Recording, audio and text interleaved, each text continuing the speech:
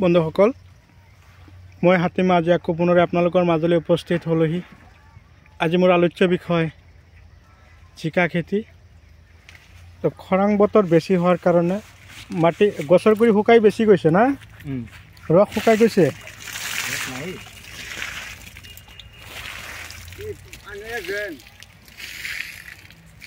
কিমান মাটি ইয়াত টোটেল কিমান মাটি হ'ব? 2 কঠা। তো কি কি জিকা লগাইছে?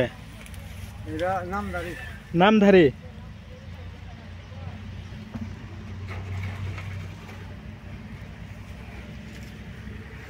চাওক খেতিয়কৰ কিমান কষ্ট। বাল্টিনেদি পানী একদম পুৰা গছৰ গুৰি গুৰি দি আছে।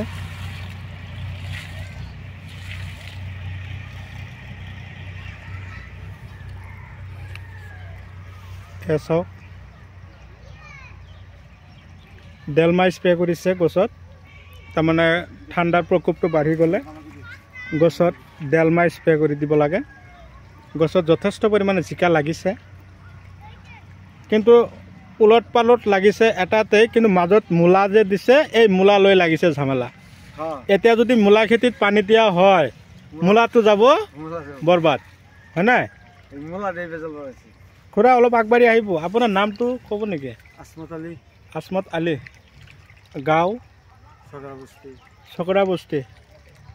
ইয়াত 2 কঠা মাটি জিকা খেতি কৰিছে, নামধাৰী জিকা। এতিয়া এইটো ফলন কেনেকুৱা হয়?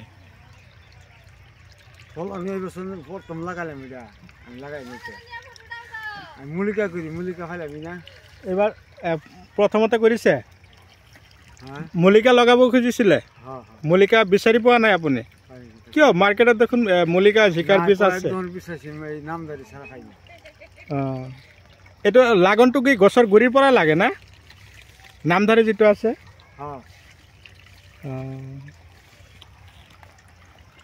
গছৰ গুৰিৰ পৰাই লাগিছে।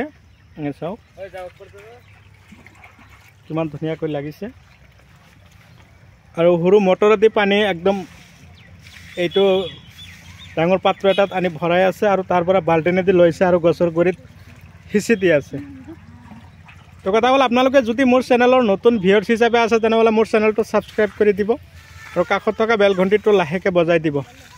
খুৰাই মল্লিকা জিকাৰ বীজ বজাৰত বিচাৰিছিল, তো মল্লিকা জিকাৰ বীজ বজাৰত বিচাৰি পোৱা নাছিল। তো সেইকাৰণে নামধাৰী আনি লগাইছে, কিন্তু নামধাৰীৰ এইটো সময় নহয়। নামধাৰী আপোনাৰটো এডভান্স হৈছে, হয় না? এই আপুনি যে 2 পেকেট আনি সেইটো খেতিত দিব, সেইটো কিন্তু একুৰেট সময়ত পৰিব। আপুনি যদি মল্লিকা বা ৰামা লগালে হয় তেতিয়া আপোনাৰ খেতিটো বহুত ভাল হ'লে হয়। এতিয়া ছিজন চলি আছে মল্লিকা আৰু ৰামা, আৰু পিছতো লগাব পাৰিব, মাৰ্চ এপ্ৰিল মাহলৈকে লগাব পাৰিব। তো আপোনালোকে মোৰ ভিডিঅ'টো কোন ঠাইৰ পৰা চাই আছে আপোনালোকে কমেণ্ট কৰি জনাব, যাতে এনেকুৱা ধৰণৰ উন্নত খেতিৰ ভিডিঅ' নটিফিকেশ্যন অলৰেডি আপোনালোকে পাই থাকে। তাৰ কাৰণে মোৰ চেনেলটো ছাবস্ক্ৰাইব কৰি দিব আৰু কাষত থকা বেল ঘণ্টিটো লাহেকৈ বজাই দিব, যাতে এনেকুৱা ধৰণৰ উন্নত জৈৱিক, ৰাসায়নিক আৰু বৈজ্ঞানিক পদ্ধতিমতে কৰা খেতিৰ ভিডিঅ' নটিফিকেশ্যন অলৰেডি আপোনালোকে পাই থাকে।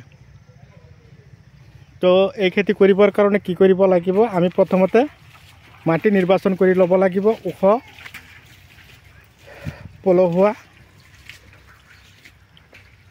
আৰু বাম মাটি, পানী জমা নোহোৱা মাটি নিৰ্বাচন কৰি প্ৰতি বিঘাত ছুপাৰ ফছফেট 1 বস্তা, পটাছ দিব 10-ৰ পৰা 12 কিলো, ইউৰিয়া 10-ৰ পৰা 12 কিলো,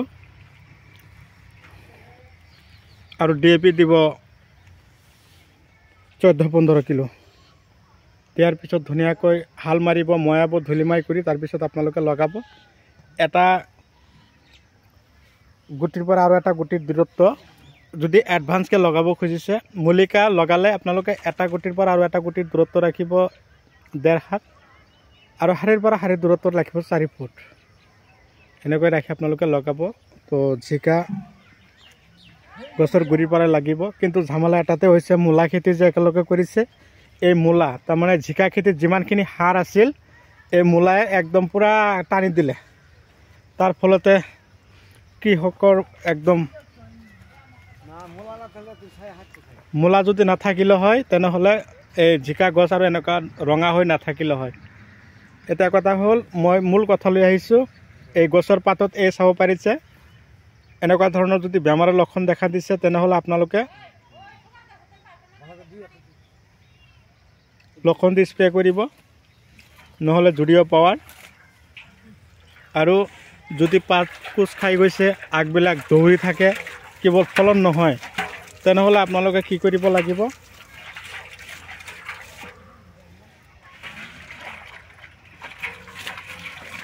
এনেকৈ সিঁচি দি আছোঁ, উপায় নাই, কি কৰিব। খেতিয়কৰ পানীৰ হাহাকাৰ লাগি গৈছে খেতিত, উপায় নাই। ৰিলিক স্প্ৰে কৰিব। তাৰপিছত জিকাবিলাক যদি ফুটা কৰি দিয়ে তেনেহ'লে শ্বৰ্ট আছে, শ্বৰ্ট স্প্ৰে কৰিব।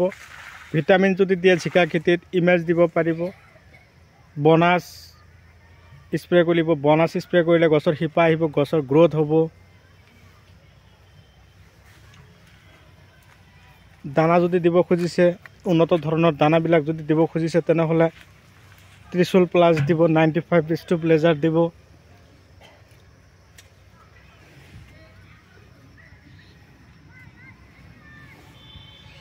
চাব, এনেকুৱা ধৰণৰ দানাবিলাক দিয়াৰ পিছত আপোনালোকৰ খেতিত যথেষ্ট ফলন আহি যাব। ডাষ্টাৰ, ডাহাত এই দুটা ঔষধ আপোনালোকে সংগনাই স্প্ৰে কৰিব যাতে পাত কোচ নাখায়। চেমোডিছ, গ্ৰেচিয়া এনেকুৱা ধৰণৰ ঔষধবিলাকো আপোনালোকৰ খেতিত দি যাব, যথেষ্ট ফলন পাব। তো আজিৰ এই ভিডিঅ'ৰ পিছত আপোনালোকৰ কোনটো খেতিৰ ভিডিঅ' লাগে আপোনালোকে কমেণ্ট কৰি জনাব।